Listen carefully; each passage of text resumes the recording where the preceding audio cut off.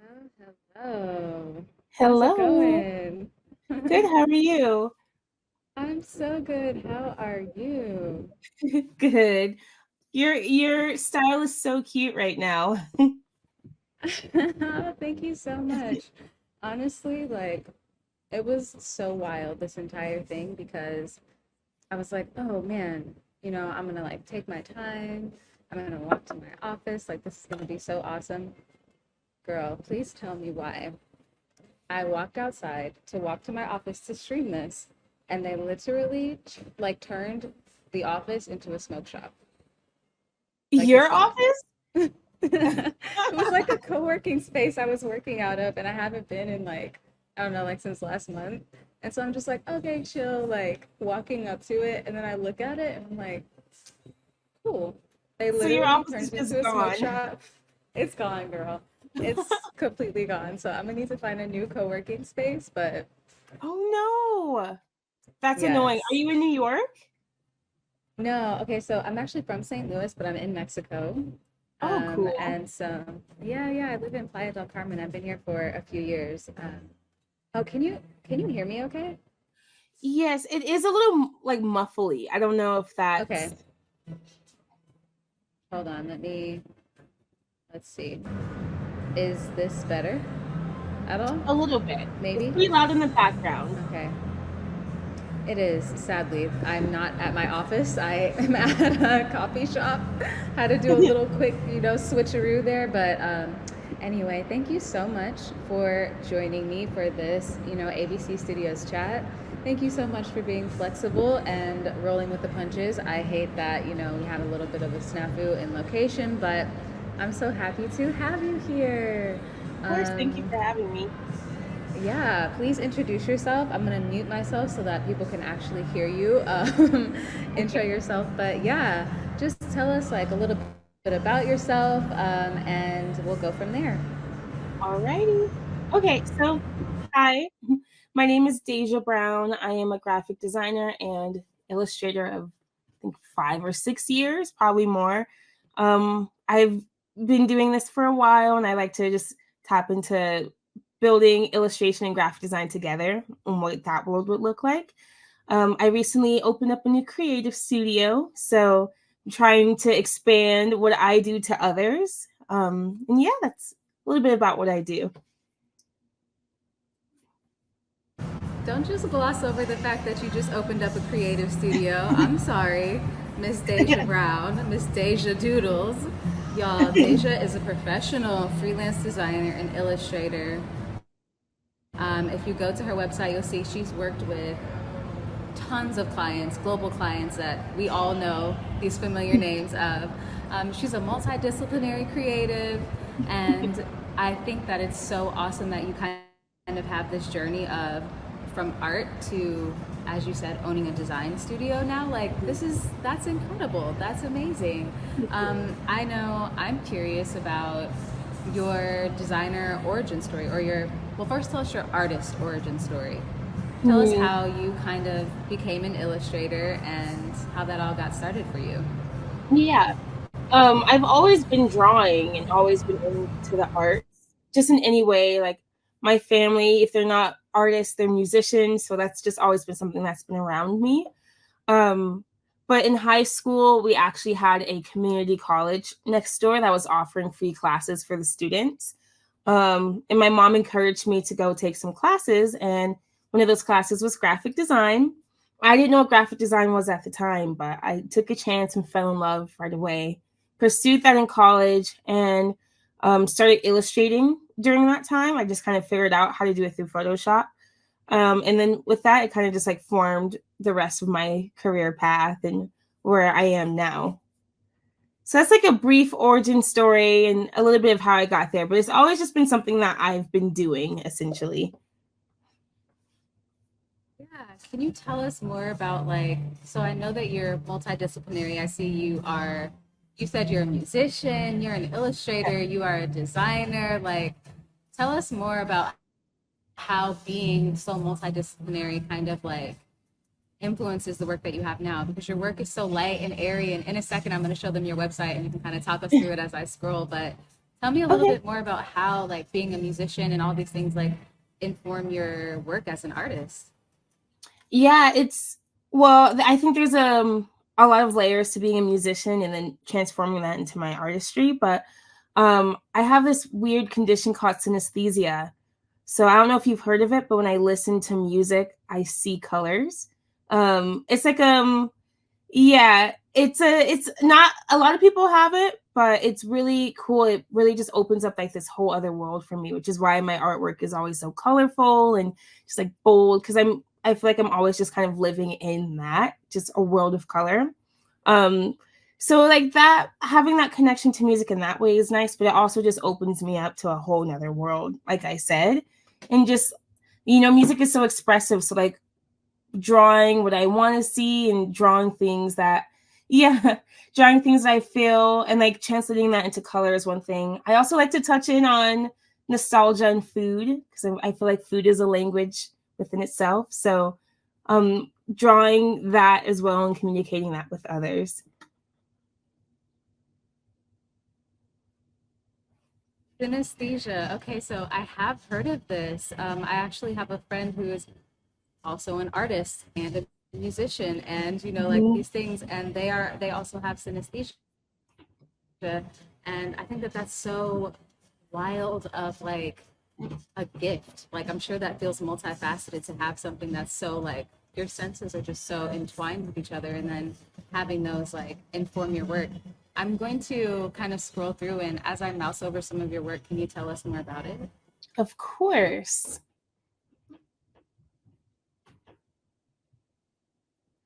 Okay. So, where are we starting at the top? Okay, I love this one. It's a co-piece that goes with my cowboy boots and the disco hat. It's kind of like a two-in-one, so don't forget to bring your cowboy hat. And it just kind of correlates with the other piece that I've created. Also, typography as well. I'm trying to get more into that. LaCroix. That one, I love LaCroix. I actually just cleaned off my desk, but I always have a LaCroix with me. So I drew it, and LaCroix actually noticed, which was like a really big fangirl moment because I'm like, I think this is like a graphic designer drink. Like everyone has a LaCroix with them.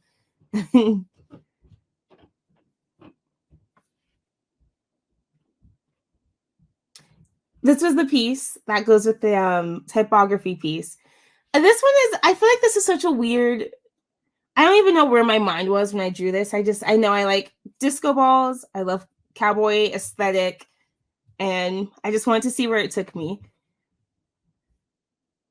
Well, it took you somewhere incredible. I love this entire image. Like, this is great. This is so Thank great. you. Okay, I'm gonna keep going through. Okay. This one, I think this was kind of the start of like a new series I wanted to create. So this one is called "Can We Share a Slice?" I just like the like still of it. I just wanted to see what it would be like to capture a scene almost of just like a cake and a knife and just that whole vibe. This is like one of my favorite pieces I've created. I have to say this might be my favorite piece that I've seen from you so far. Like, Thank you. I love it. It's so nostalgic. The style of the cake. I mean, the this huge elaborate candle on the table. I love this one so much. Like, Thank I kind of you. want this like as a birthday card a little bit. And then the huge knife. I'm loving the huge knife. Like, I know. Well, what's funny is this inspired me to start making fake cakes. So let me show you. It's right here, actually. I'll step away for a sec. But I'm I so actually excited. attempted it. So it's not like an exact replica, but I would love to eventually one day actually make this an exact replica of the piece. Oh, I'm sorry. I think you're muted. You're totally right. Totally did that. Okay, show me one more time the cake. I just wanted to change the, Yeah, zoom in on the screen so people can see it a little better. of course. So I don't know. Oh My my background's a little blurry. God. No, I love it. You literally replicated that cake. Oh my God. I'm obsessed. That is so Yes, amazing. thank you. So amazing. I love that a lot of your work, you kind of create these like still life images. I was actually talking to one of my friends here in Mexico who was a curator, and we were looking at your work together because I was like, oh, I'm interviewing this incredible artist tomorrow, and he was like, I love her still lifes. Like this cake is a still life. Your LaCroix is another. It's just these scenes that you've recreated, you know, that kind of are just a total remake of it. Anyway, I was like, yes, I agree. She absolutely does recreate these still lives. This is amazing. Yes, I would love one Oh day. yeah. I want to create like a art show that literally is just like the piece and then a recreation of the piece in front of you. I don't know if that is translating right, but I would love Oh to my make that a God. thing one day. Yes. Yes. I need to come see that show. I would Yes. love to. Oh my God. Yes. Tell me again Okay. what city you're located in. I'm in Denver at the moment. Denver. Okay. Are you from Mhm. Denver?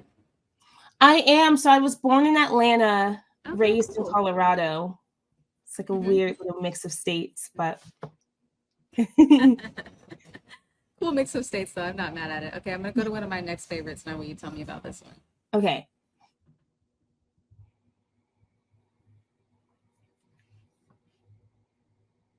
Let me see.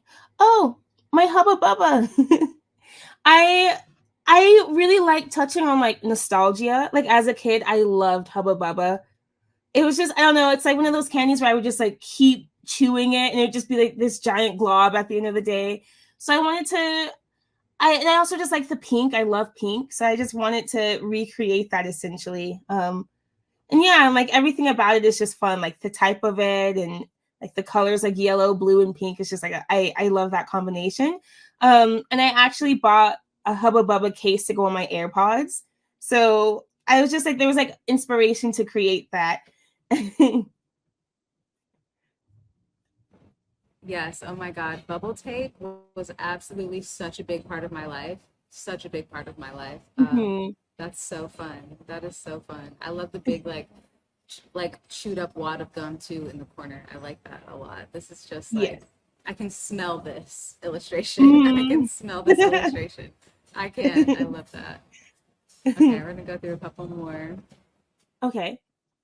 Cup of noodles, of course. This is like I'm like, I feel like no matter how much money, how rich, whatever, you should always have ramen noodles with you because it's just like such a staple. It's such a good meal to eat in a crutch. Like I love ramen. So, and I kind of like the idea of sprucing up cup of noodles because I think they can be kind of bland. So that's why I added like the limes and the shrimp and then green onions in there because you can do so many things with ramen that I think people don't even realize.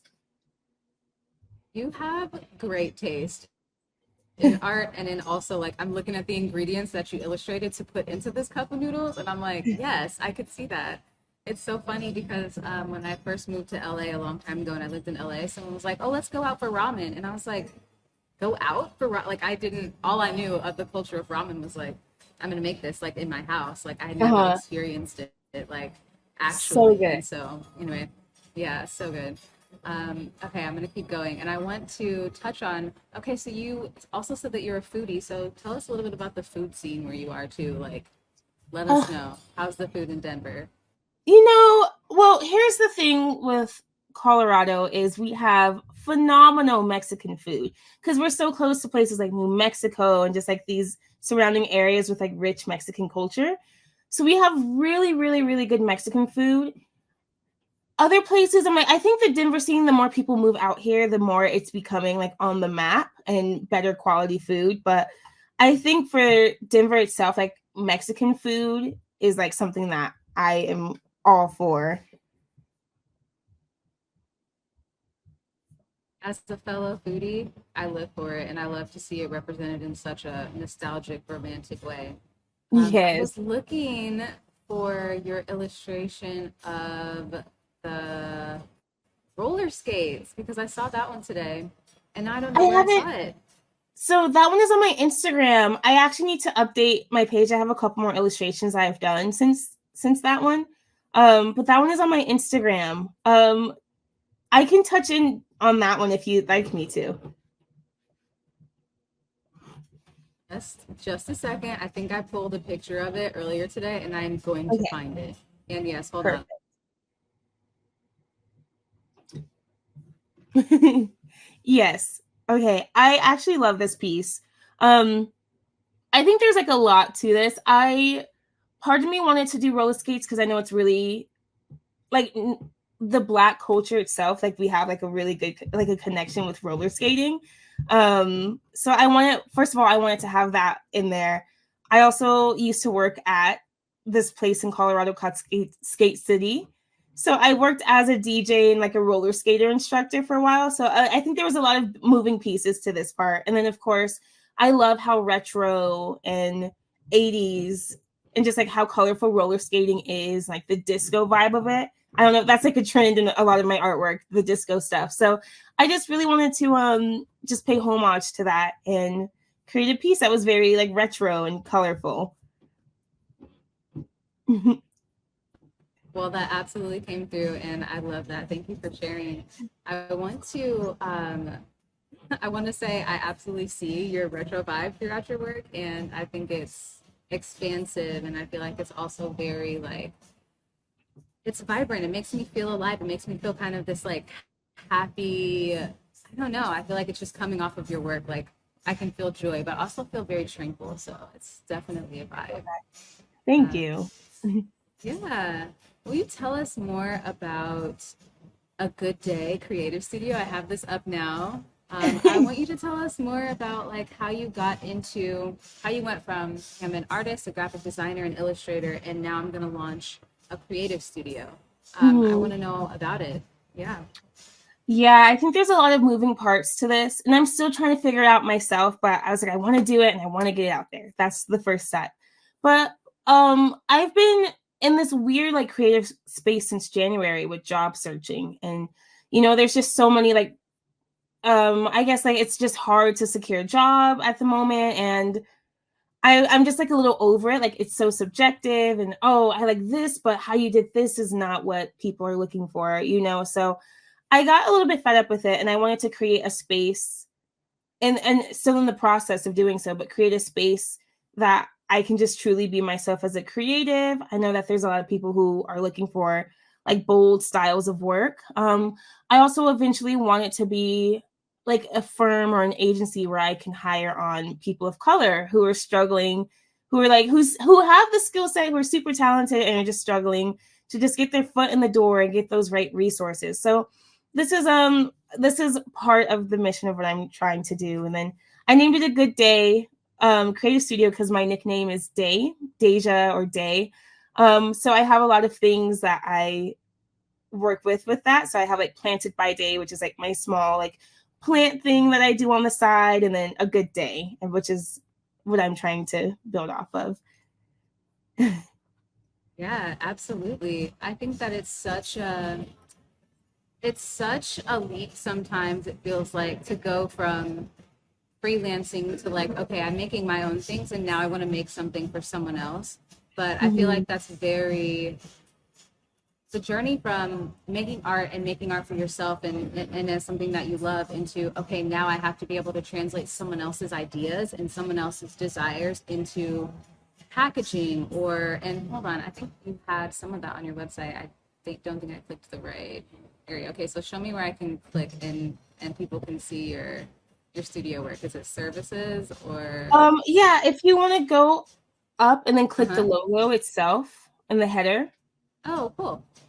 Yeah, you can just see a skim through of right here. You can see some of my work. I'm still building my portfolio. I want it to be really fleshed out. Yeah. Mm-hmm. Oh my God, I love it. I feel like you're already doing something that's so difficult to do, going from being an artist to being a designer, which is I can make art for myself that I love and that I think looks awesome, but then being able to listen to, yeah, what a client needs and then be able to deliver that. Congratulations on making the pivot, girl. You're doing it. Like, don't feel like there is no imposter syndrome here, only celebration and like learning more about okay, how can I keep making this work for myself, but like you're doing it. You are absolutely doing it. Yeah, I appreciate 100%. That. I'm like, I see 100%. There's so many places and there's a lot of design agencies I think are super cool, but in my opinion they're just not colorful enough. So I'm like, I want to invite people into my world and then find ways to like help other brands just really be like this full personality. So I hope that I can Yes. really just flesh that out with a good day and give that to other companies. I believe in you. I see it. I see the vision, and I think that other people absolutely will too. Thank I feel you. like, yeah, no, for sure. Okay, I have a couple of questions for you too now. Okay. Um, will you tell me what do you feel about like the shift in art culture? I've been speaking to a couple of other artists and designers who kind of feel like the culture in art and design is kind of shifting a little bit, and maybe like there's more of an emphasis on our mental health as creatives, and maybe more of an emphasis on like finding community, or like how things have kind of felt and looked different since we have all been through a global pandemic. And I'm just curious to know if you feel like maybe a shift in culture or a shift in yourself, or anything like that has maybe like informed any of your creative process, or even just like internal feelings maybe. Yeah, I do think, well, I think that's a good point to bring up with the pandemic is if it wasn't, I was already doing my own thing, but if it wasn't for COVID, I wouldn't have been able to really like flesh out who I am as a creative and then present that to the world even more so. So I'm like, in a lot of ways, like there is blessings within that of just like having that time to just stop and just like relax and not like relax, but just figure out what I want to do as a creative. So in that part, that is what COVID did. But in terms of the art culture, I think there's so many moving parts right now. Just, I think there's a lot of artists trying to navigate AI, which is something that I'm also trying to navigate. So it's like, how do we create this artwork that is our own without the risk of it being replicated? And, just like those little things that we always think about. And I think that's one thing. I also know that social media as well has I think it's like a balance of both. It's put like this pressure on artists to always be creating, which can lead to either a burnout or to mega success. So I think those are two things that are impacting art culture as well. Yeah, I think there's just like this weird, at least this is my answer and my feeling. I think there's just like a weird disconnect sometimes with what we're trying to do and what we're trying to accomplish. But yeah. All the snaps, that's so real. That's so real. Do you feel like as an artist, AI is something that whenever, we all first heard and saw what, the capabilities were, did you feel like this is okay, yeah, this is a tool that I can use? Or were you like, I need to figure out how to like protect my, intellectual property? Or like kind of, do you feel like your feelings have changed at all? Or do you think that, ugh, I'm not trying to deal with AI, like get it out of my face, get out of my space? Like how do you feel about it? And is it, different when you think about the image generation in AI versus like a chat GPT that's, going to help you write a resignation letter, or an email Yeah. or something? Like, how do you feel about that? Yeah, I am not excited about it, but I'm trying to Uh-huh. embrace it more because it seems like something that's not going to go away. But Mm-hmm. I do think like when it first came out, I wasn't like very into it because I kind of Mm-hmm. knew how people would do it. And then once I saw like, oh, I just go in and type this in an AI and then I sell it, I'm like, okay, Mm-hmm. I don't know how I feel about that. Part of me is just like there's a lot of artists that are struggling right now who have had those traditional trainings. And then there's artists who just type in what they want to see into a computer and then it generates and they're like, okay, here you go. So I think like part of me is like I'm trying to open my mind up more to it because I'm sure like there's a lot of good things that may come out of it. But at the same time, like there is that nervousness of like AI, it scans all these other artists and then that's how they generate their pieces. So you know.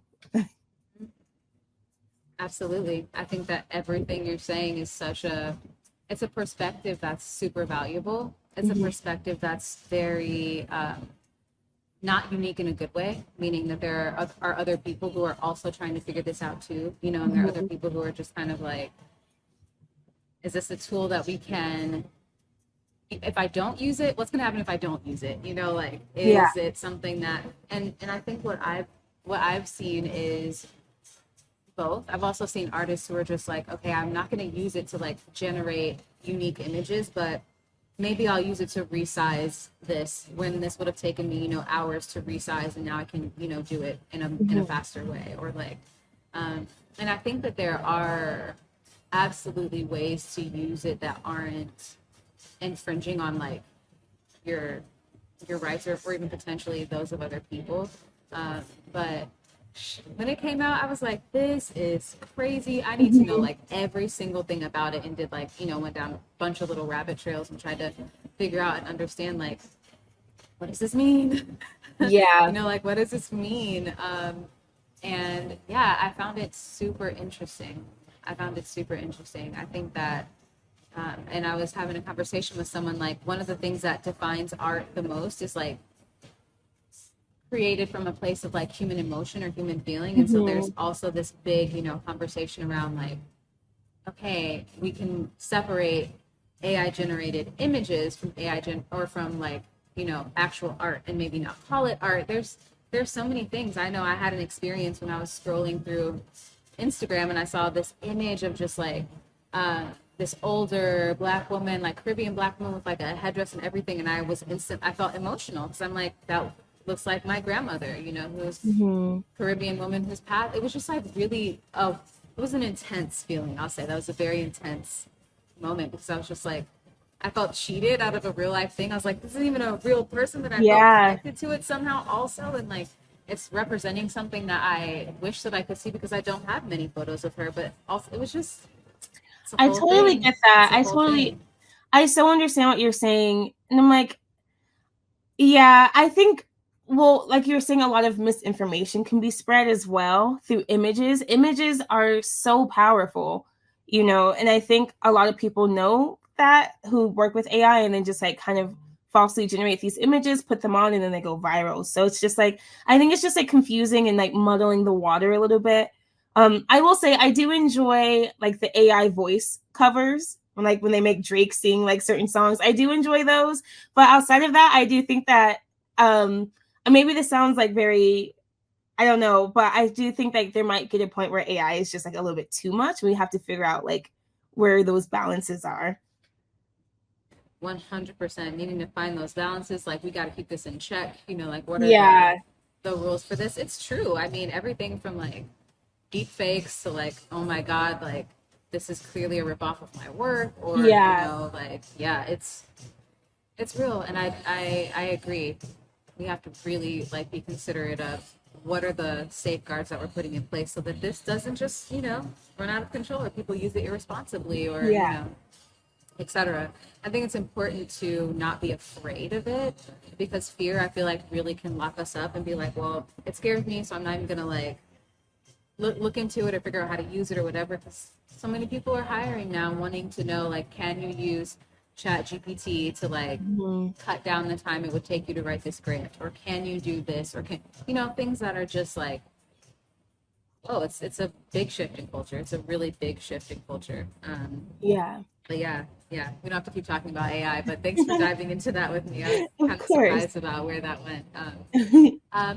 One more question for you. It's just like, what design tools are you using right now, and what design tools are you excited about that have maybe like been released recently or updated recently? Yes, I'm a really big Procreate person. I love Procreate. I think it should be more of an industry standard. I know they're creating a new like motion graphics app that's coming out, so I'm excited for that. I use the traditional like Adobe Creative Suite. I feel like I'm very traditional graphic design. And so I would like to eventually start to embrace those other platforms and really start to see what else is out there. But I mostly use like my Procreate, my Photoshops, Illustrators, InDesigns, and then sometimes I mess around with like Figma and some other things.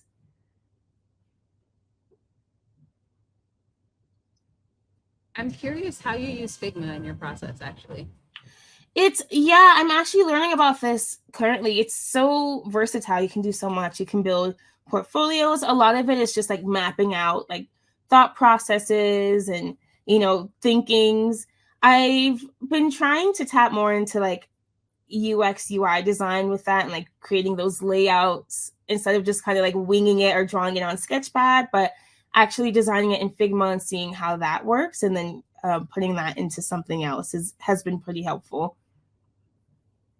Don't get me started, Deja. We literally are launching an art to design program here, like with at All Black Creatives, that helps artists get into the design industry in that way, and to tech and stuff like that. So like you're already ahead of the game, starting like to be familiar with things like Figma, and like already you have such a visual understanding of space and of like website design and just these different things that matter to people. You know, you're an empathetic artist, an empathetic designer, and that's one of like the biggest traits of a good UX designer. So if you ever think about getting into it, or you're ever like, I want to upskill or whatever, you have my details, you have my info. But so let's get off on a tangent. But I love the journey of art to design, because I think that, you know, I'm an artist as well. I'm a musician, I'm a writer, I sketch, but it's nothing like your doodles. You're nothing like Deja Doodles, but you know, like and I think that the more skills that we have that can support our art can, you know, can kind of free us up to like, okay, cool, I can make my money in this space, and then I can also like be an artist and just express and make stuff that's, you know, for the world or for me, and not necessarily have to monetize everything. So I like that we can create multiple pathways for yourself. I see you doing it now with the launch of your design studio, and I think that that's what some people would call like future proofing, where you're just like, I'm setting myself up to really be able to have this, you know, longevity. Like I'm in the game, you know, I'm here, I can provide for myself, I'm, you know, working on these things. And I think that's really cool. Thank you so much. I Yeah. I heard this thing that was, oh, I hope I'm quoting it right, but it's better to be, instead of to be 100% in something, it's better to be like 80% and then spread those other percentages within something else. Because it's very true. There's so many things out there that you can contribute to what you're doing. Why not tap your toes into that?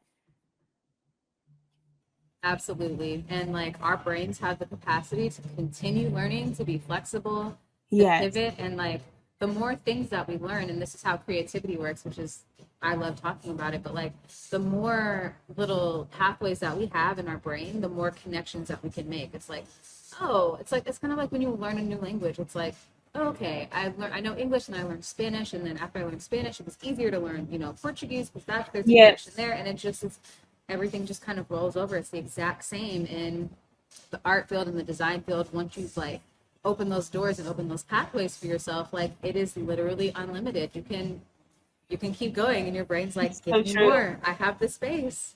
It's so true. I'm just like, think about how beautiful the world is. Why would you not want to just find ways to, even with traveling, I'm like, you just see so many rich cultures and so many beautiful and food. So I'm like, yes, opening Mm-hmm. yourself up to all of it will just make you an overall wiser person. So Absolutely, 100%. Okay, I'm not going to hold you for too much longer. I do have a question for you. Since of this course. stream and all of our streams for ABC Studios are sponsored by Adobe Express, I have to ask you, have you ever used it? As someone who's already a design professional, somebody who like knows what she's doing and knows what she's talking about, have you Yes. ever used Adobe Express? I want to know. Yes, I actually love Adobe Express. I started Okay. at first I was like, okay, whatever. Like Mm-hmm. but I started checking it out and it saves me so Mm-hmm. much time. And I think a lot Mm-hmm. of those hard like illustration, Photoshop, and skills have translated over to this. Mm-hmm. So while everything is easy to set up, you still kind of have to use that graphic designer brain. So I love Adobe Express. It's definitely, it just saves a lot of time. It helps me out with a lot of things. I know there's also an AI part of it as well that they've been working on. So I guess I have to learn how to use that. Oh my God, like it's so true. Like it's definitely everywhere in all of our design softwares and everything now, because not only, you know, just people trying to like keep up with industry stuff, but also like if there's a tool that can make a designer's life a little bit easier, they're gonna try to create something for that, you know. Yes. Um, it's so funny, this one right here, generative fill, and I'm not like a professional designer by any means. However, um, I thought that this was kind of fun. Like if you were doing like a product shoot or something and you forgot to add something, this is how this works. And please, like seriously, I am not a design professional, but that is kind of why I liked playing with this a little bit. But you just kind of use this and select a space that you'd like to like add something, and then this is kind of like a template already in here to kind of show you how it works, but it says like, here's your brush size. Mine was kind of, I don't know, that's a good size for this. And then make whatever you imagine. Let's say I wanted to add an orange slice, and this is going to attempt to generate an image that works for this and that kind of fills that space. I thought that this was super interesting, not because like I think I would use it all the time, but I could see this in a really simple way. Like, and boom, now we have you have an orange slice added, and you know you Yeah. have little different versions of it. I think that this is a very like easy way for someone who's not a designer to, you know, or who doesn't have a full team maybe, Yeah. to be able to do things in a very like short and simple way for them. I had, oh, I'm sorry. Oh Did I no, cut I was you gonna off? say I think it's amazing. It's just it saves so much time. Um that was my thing is like, oh, at first I was like, I have to do this the manual way.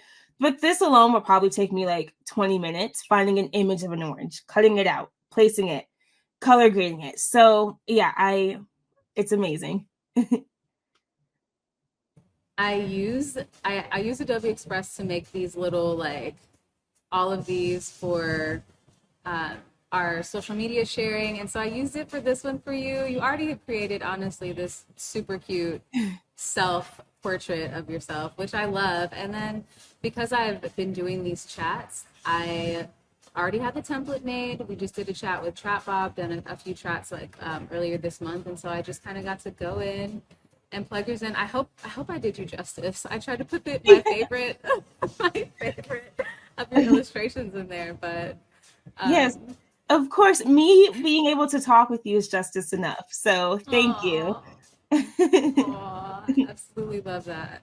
Well, thank you so much. I'm gonna get into later how I made that for folks who are watching and want to get like an intro to Adobe Express. But I want to just say thank you so much for joining me. Like, thank you so much for sharing your time. Like, I'm really happy that we were able to connect, and now we actually have this connection, and it's Yes. gonna continue. It's gonna roll Of on. course. Thank you so much for having me. I absolutely love what you're doing.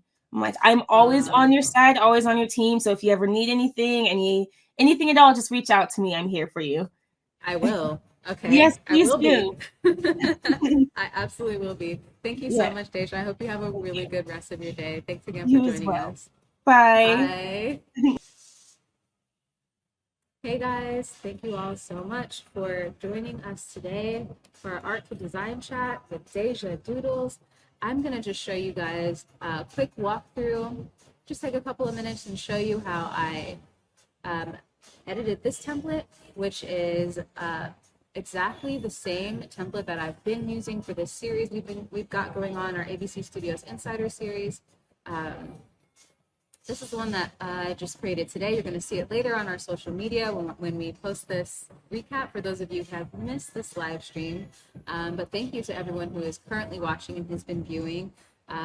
Deja is incredible, as you just heard and saw. And if you haven't seen her work before, please, please, please follow her on Instagram. I believe her Instagram is, well, if you type in Deja Doodles, you'll definitely find her. Also, you can go to her website, which is dejadoodles.com, and you'll be able to connect with her.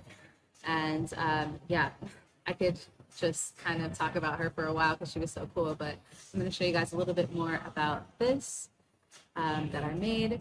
For those of you who are new to Adobe Express, so much has happened and changed. So that one feature I just showed you, generative fill, that's a recent addition.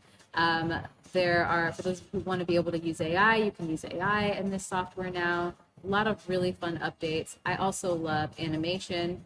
This is the cake illustration that Deja made that we looked at a little bit earlier. And I wanted to add it to this just to kind of show people her work for those who hadn't seen it before. And I have it animated, so it's kind of like bouncing around on screen, as well as our text rising. As you can see, like the designs you make do not have to be static, even if they're simple. It's really going to catch people's eye when they kind of have something to focus in on, and that's one of the things I really do love about this design. Again, if you create templates, you can go back in and edit them just like I have, and it's super simple and easy. I have this sized right now for Instagram on the feed, but if you hit resize, I could make this Instagram story size, and then it's great. And I've got my extra margin at the top and at the bottom.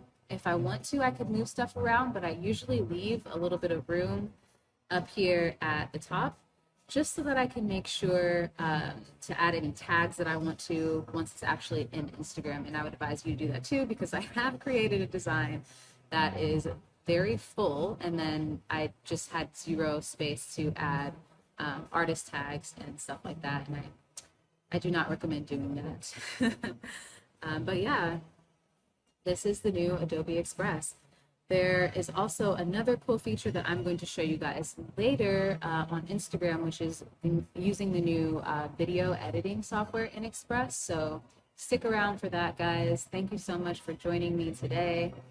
This has been really fun. I love these chats, and I'm glad that you guys are here. All right, well, I hope you guys have a really great rest of your week. Thanks again for joining me at ABC Studios. And check out in the link underneath this video if you want to follow Deja, if you want to download Adobe Express or Adobe Express Premium, which is what we use. It's how we get to add all of our cute little logos to everything that we make and have those template libraries. And reach out to me if you have any questions. All right, guys. Have a good weekend.